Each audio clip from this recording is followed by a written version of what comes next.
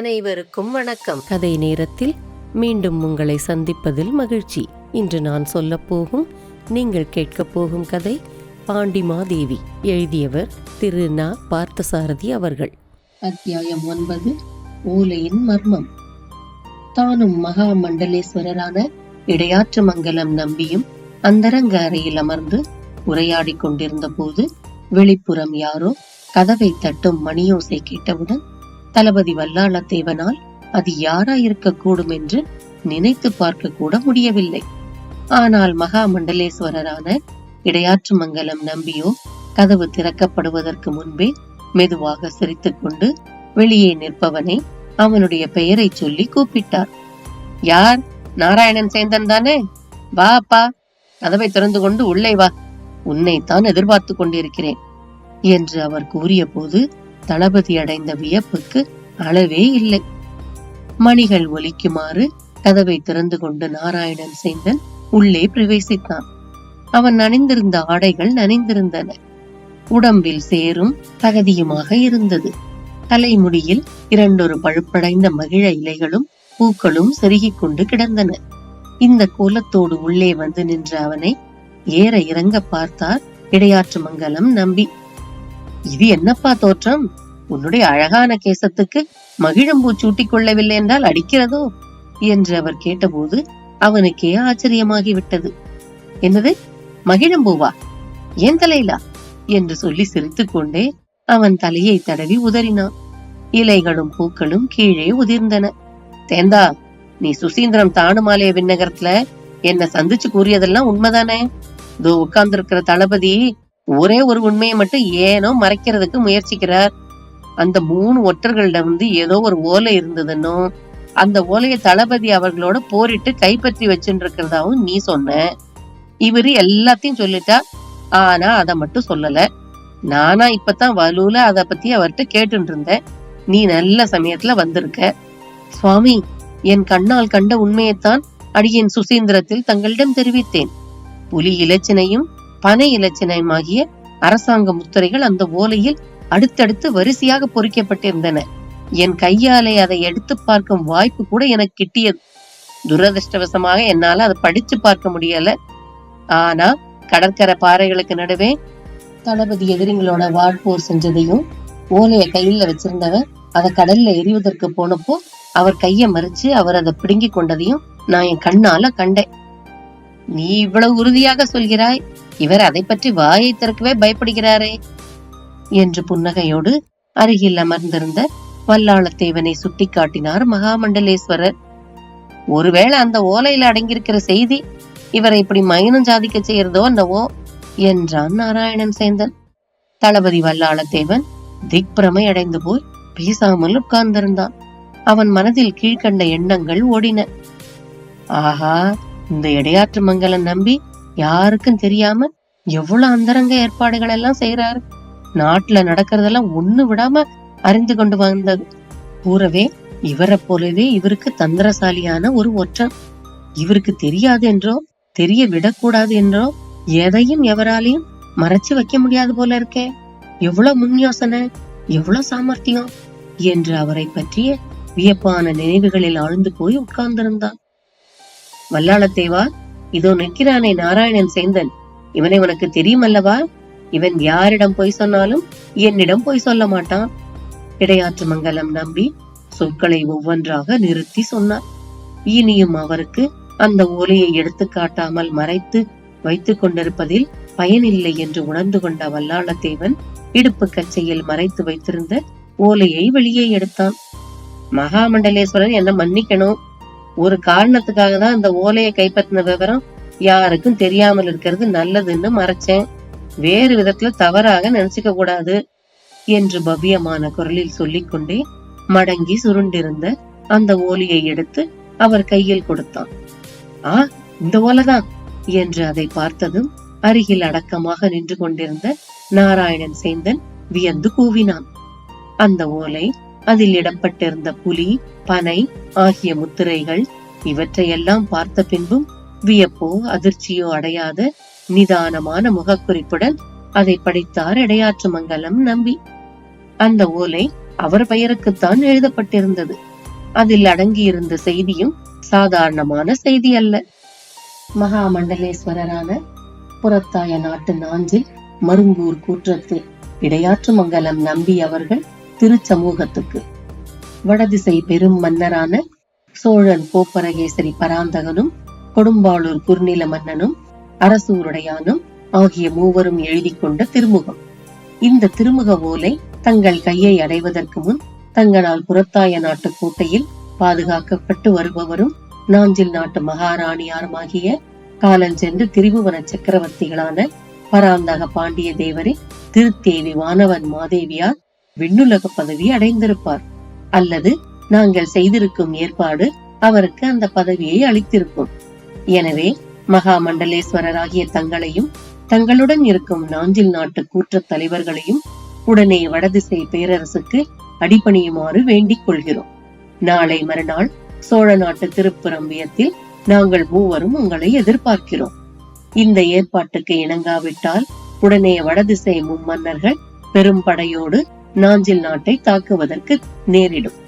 1 பராந்தக சோழன், 2 கொடும்பாளூர் குறுநில மன்னன், அரசூருடையான், சென்னி பேரரையன். இந்த செய்தியை படித்து முடித்த போது மகாமண்டலேஸ்வரரின் இதழ்களில் அலட்சிய பாவம் நிறைந்ததொரு புன்னகை மிளிர்ந்தது. அவர் தளபதி வல்லாளத்தேவனை உற்று பார்த்தார். அருகில் இருந்த நாராயணன் சேந்தனை ஒரு தடவை பார்த்தார். சுவாமி, இந்த வினாடி வரை மகாராணியாருக்கு ஒரு துன்பமும் இல்லை. அடியேன் இப்போது கூட அங்கே கோட்டையிலிருந்துதான் நேரே வருகிறேன் என்று அவருடைய பார்வையில் பொதிந்திருந்த கேள்வியை குறிப்பினால் புரிந்து கொண்டு பதில் கூறினான் சேந்தன். தளபதி, இந்த ஓலையை நீ என்னிடம் காட்ட துவங்கியதற்கு சிறப்பாக வேறு காரணம் ஏதோ இருக்கும் என்று தோன்றுகிறது. அதை எனக்கு சொல்லலாம் அல்லவா?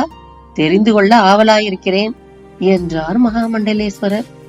தன் மனதில் யாருக்கும் வெளிப்படுத்தி சொல்ல இயலாத அந்தரங்கமான இடத்தில் மறைந்திருந்த ஒரு உண்மையை அவருடைய கேள்விக்கு பதிலாக சொல்ல வேண்டியிருந்ததால் தளபதி வல்லாளத்தேவன் தயங்கினான். ஒருவேளை நாராயணன் சேந்தன் அருகில் இருப்பதால் தான் தளபதி சொல்ல தயங்குகிறானோ என்று நினைத்தார் மகாமண்டலேஸ்வரர். தேந்தா, ஆத்து நீர்ல சேத்திலையும் சகதியிலையும் புரண்டுட்டு ஈரவுடையோட நின்று கொண்டிருக்கா, போய் உடையை மாற்றிக்கொண்டு வா என்று சொல்லி நாராயணன் சேந்தனை அங்கிருந்து அவர் அனுப்பி வைத்தார். ஆனால் அதன் பின்பும் தளபதி வாய் திறக்கவே இல்லை. வல்லாளத்தேவா, உன் மனதில் இருப்பதை நீ என்னிடம் சொல்ல தயங்குகிறாய். பரவாயில்லை, நீ சொல்லவே வேண்டாம். பல 100 கால தொலைவில் வடதிசை மும்மன்னரும் இந்த கணத்தில் என்ன எண்ணிக்கொண்டிருக்கிறார்கள் என்பதை கூட என்னால் இங்கிருந்தே சொல்லிவிட முடியும். நீ நினைப்பதை தெரிந்து கொள்வது பெரிய காரியமில்லை. இதோ சொல்கிறேன் கேள். இந்த ஓலையை படித்ததும் உன் மனதில் என்ன தோன்றியது தெரியுமா? மகாமண்டலேஸ்வரரே வடதிசை மூவேந்தர்களுக்கு உள்கையாக இருப்பார் போலிருக்கிறது. இல்லையானால் இந்த ஓலை அவர் பெயருக்கு எழுதப்படுமா? ஆஹா, இது எவ்வளவு அநியாயம்! வானவன் மாதேவியை கொலை செய்வதற்கு ஒற்றர்களை அனுப்புமாறு இவரே வடதிசை பேரரசிற்கு தெரிவித்திருக்க வேண்டும். திருப்புறம்பியத்தில் அவர்களை வந்து சந்திப்பதாக இவரே சொல்லி இருப்பார். மகாமண்டலேஸ்வரரே இப்படி சதி செய்தால் இந்த நாடு எங்கே உருப்பட போகிறது என்றெல்லாம் உன் மனதில் தோன்றியது உண்டா இல்லையா என்று கேட்டுவிட்டு நகைத்தார் அவர். தளபதி வல்லாளத்தேவன் திடுக்கிட்டு போனான்.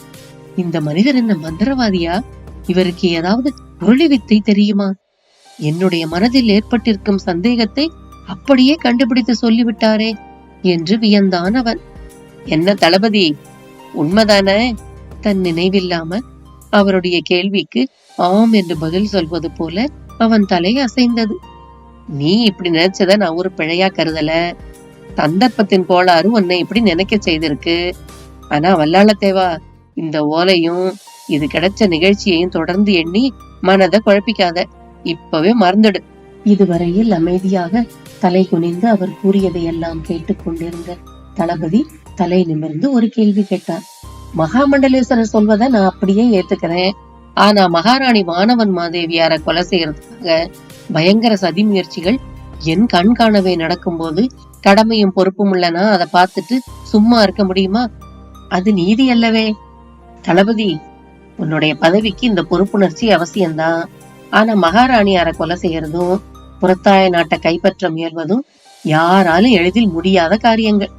அப்படியே முடிவதாக இருந்தாலும் அதை நீயும் உன் படையை சேர்ந்தவர்களை மட்டும் தடுத்து விட முடியும் என்றது பேதமை.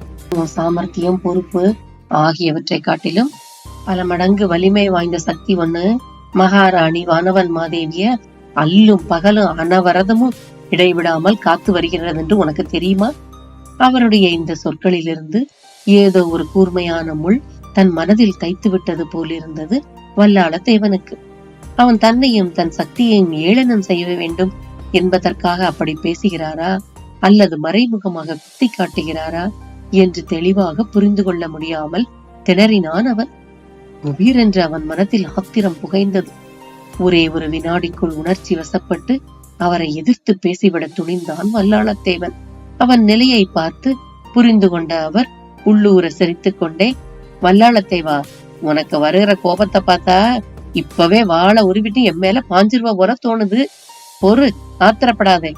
மகாராணியோட நலத்திலும் நாஞ்சில் நாட்டு அமைதியிலும் மிக அதிகமான பொறுப்பு எனக்கும் இருக்கு என்று நிதானமாக கூறினார். மகாமண்டலேஸ்வரின் ஆற்றலையோ ஆணைகளையோ அடியேன் எப்போதும் குறைவாக மதிப்பிட்டதில்லை. ஆனாலும் அடியேனிடம் அவர் இவ்வளவு கடுமையாக நடந்து கொள்வார் என்று எதிர்பார்க்கவில்லை. நாளை நாஞ்சில் நாட்டு மகாசபையை கூட்ட வேண்டும் என்று மகாராணியார் தெரிவிக்க சொன்னதால் தான் இங்கு வந்தேன். இல்லைன்னா இங்க வந்து தங்களுக்கு இவ்வளவு சிரமம் கொடுத்திருக்க மாட்டேன். தளபதி அமைதியாக பேச முயன்றாலும் வேகம் கோபத்தை வலுவில் அடக்கிய சாயல் அவன் சொற்கள் ஒவ்வொன்றிலும் பிரதிபலிக்க செய்தன. அவன் கூறியதை கேட்டுவிட்டு ஏதோ பதில் கூறுவதற்காக இடையாற்று மங்கலம் நம்பி வாய் திறந்தார். அதே நேரத்துக்கு ஈர உடைகளை மாற்றிக்கொண்டு திரும்பிய நாராயணன் சேந்தன் அந்தரங்க அறைக்குள் நுழைந்து விட்டான். இரவு போது நடுச்சாமத்துக்கும் மேலாகி விட்டது. மகாமண்டலேஸ்வரரின் அழகிய பெரிய மாளிகையில் அந்த ஒரே ஓர் அறையை தவிர மற்ற பகுதிகளும் நில ஒளியில் அமைதியில் அடங்கி கிடந்தன.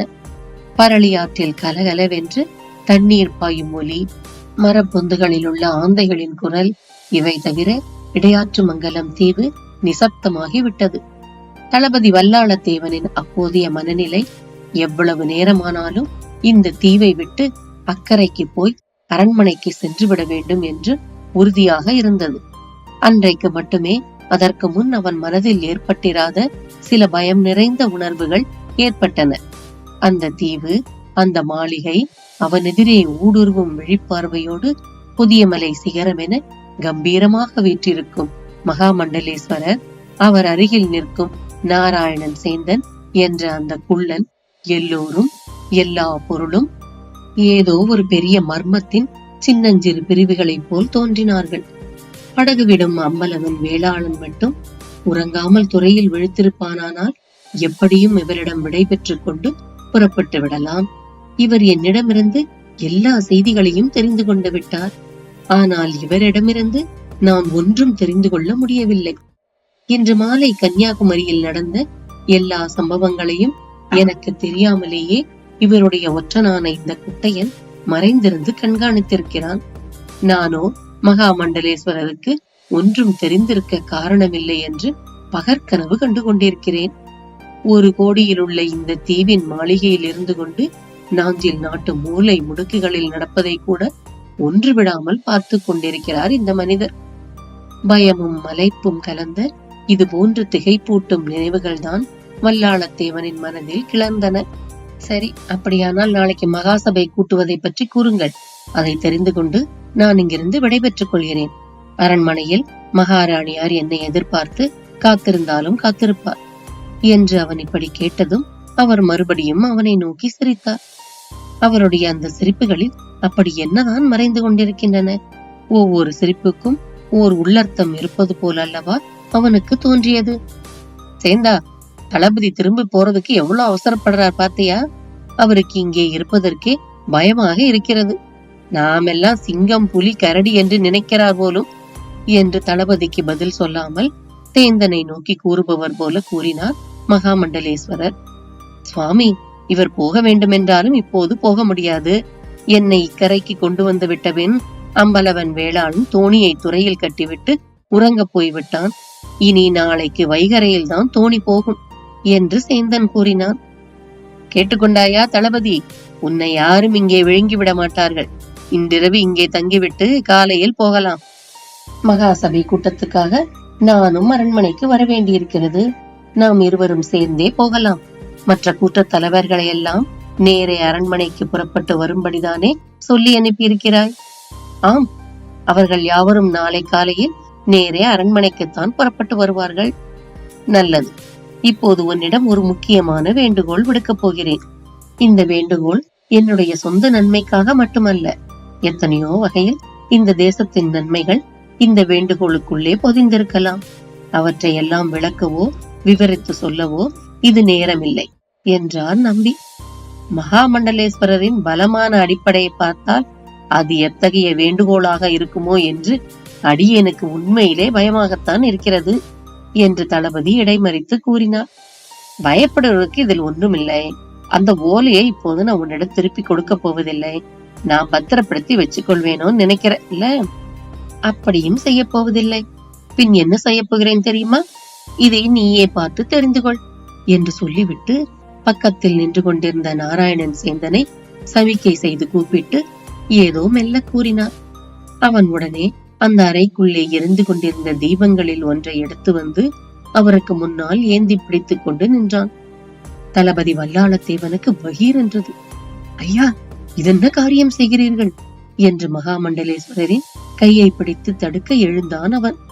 நில், அப்படியே செய்ய வேண்டியதைத்தான் செய்கிறேன் என்று சொல்லிக்கொண்டே ஓலையை சுடரில் காட்டினார் இடையாற்று மங்கலம் நம்பி. அந்த ஓலையில் தீ பற்றியது.